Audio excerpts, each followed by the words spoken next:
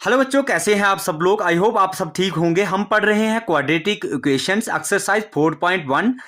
Question number 7 करेंगे। Represent the following situations in the form of quadratic equations.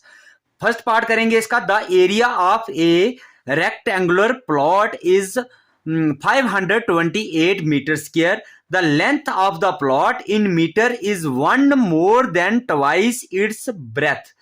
We need to find the length and breadth of the plot. तो देखिए यहां पर इसका solution करेंगे हम। क्या दिया हुआ है हमें? The area of rectangular plot, इसका दिया है एरिया हमें 528 दिया है। तो हमें लेंथ और ब्रेथ फाइंड करनी है। तो सबसे पहले हमें लिखना होगा, जो फाइंड करना है उसको लेट कर देना है हमने। लेट ब्रेथ ऑफ प्लॉट, इसको हम x लिख देते हैं, ठीक है। Then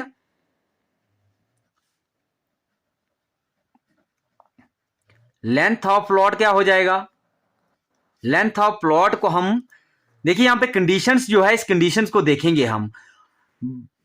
length of plot is 1 more than twice its breadth। 1 more than twice its breadth। अब इसकी ब्रेथ को ट्वाइस कर देंगे और 1 more than +1 कर देंगे। देखिए 1 more than, तो 1 more than मीन्स +1। तो ये हमारा लेंथ ऑफ द प्लॉट हो गया। अब हमें एरिया निकालना है।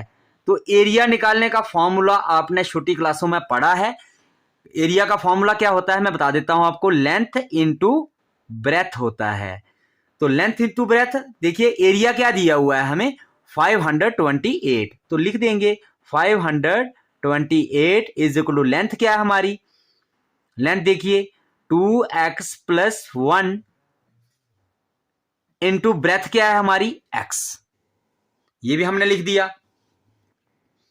लेंथ और ब्रेथ भी हमने लिख दी। तो यहां पर क्या आ जाएगा हमारा? ये इसको हम लिख देंगे 528 इज इक्वल टू, इसको मल्टीप्लाई कर देंगे इसके साथ 2x² प्लस इसको भी मल्टीप्लाई कर देंगे, ये x आ जाएगा। This implies that 528 is equal to, इसको लाएंगे इस साइड -2x² हो जाएगा। इसको भी लाएंगे इस side -x is equal to 0। ये हमारी क्या बन गई? एक इक्वेशंस बन गई। अब हमें लास्ट में इसके लिखना होगा एक चीज। तो यहां पर मैं आपको लिख के दे देता हूं। यहां पर लिख देंगे आप hence this is the required equation to find the length and breadth of the plot। अब देखिए we find the length and breadth of the plots। ये हमारी इक्वेशंस होगी लेंथ और ब्रेथ को फाइंड करने के लिए। तो हमने ये क्वेश्चन सॉल्व कर लिया। आई होप आपको ये क्वेश्चन समझ आया होगा।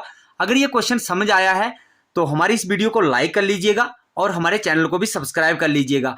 अभी हम चलते हैं अगले क्वेश्चन की ओर। बच्चों ये है इसका second part.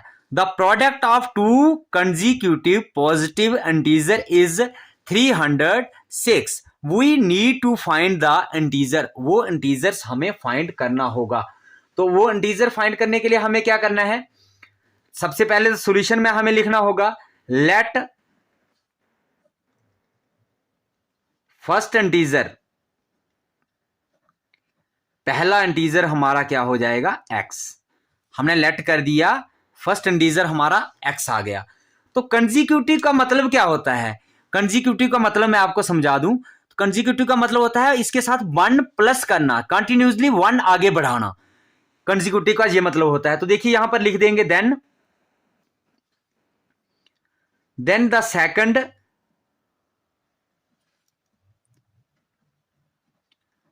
Second integer is equal to क्या आ जाएगा? x है ना, ये इसके साथ 1 प्लस करना, मतलब 1 इसके साथ बढ़ाना।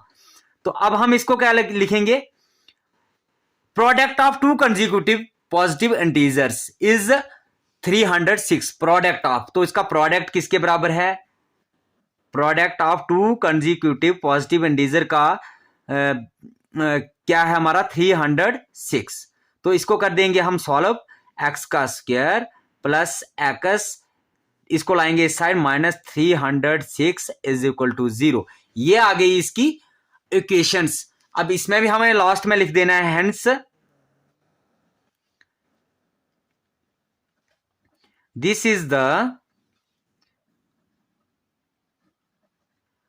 required equations to find two consecutive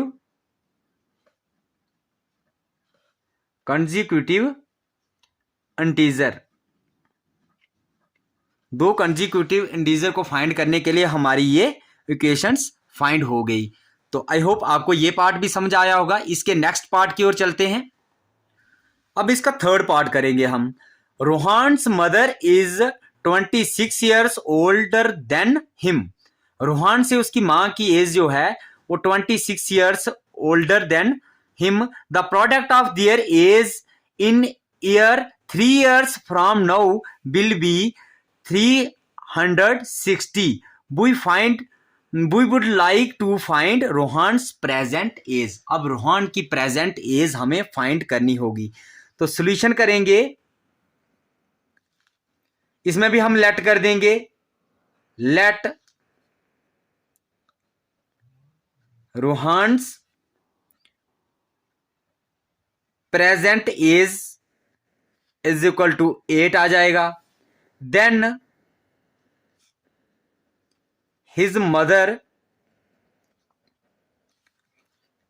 की प्रेजेंट एज क्या होगी? मदर की प्रेजेंट एज क्या होगी? एक्स इससे कितनी बड़ी है वो 26 ईयर्स। तो लिख दिया हमने। उसके बाद हमें आफ्टर 3 years के बाद क्या होगा? 3 years के बाद की कंडीशंस क्या दी है? The product of their age 3 years from now will be 360 product. अब देखिए कंडीशंस हम बनाते हैं आफ्टर 3 years। तो इसके आफ्टर 3 years मतलब x प्लस 3 और इसकी मां को भी कर देंगे ऐसे ही। देखिए x प्लस 26 है ना, तो इसके साथ क्या कर देंगे +3, क्योंकि आफ्टर 3 years बोला है, इज इक्वल टू क्या आ जाएगा 360। ये कंडीशंस आ गई हमारी। इसको हम सॉल्व करेंगे। दिस इंप्लाइज दैट, इसको इसके साथ मल्टीप्लाई करेंगे एक्स स्क्वायर, सॉरी पहले एक बार लिख देते हैं, x प्लस 3 ऐसे ही लिख देंगे और इसको करेंगे सॉल्व, x प्लस इसको करेंगे 29 आ जाएगा इज इक्वल टू 360।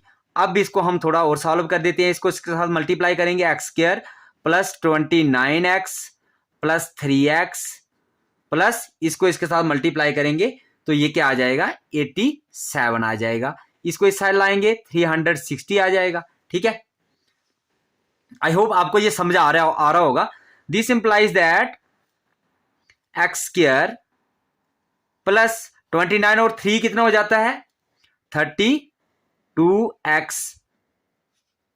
इसमें से इसको निकाल देंगे तो क्या बचेगा हमारे पास 273 इज इक्वल टू 0 है, इज इक्वल टू 0 हो जाएगा। अब इसको हम आगे सॉल्व करते हैं। यहां पर हम आगे इसको सॉल्व कर देंगे। देखिए यहां पर ये आ गया हमारा, ये इक्वेशंस बन गई। अब लास्ट में हमें लिखना होगा हेंस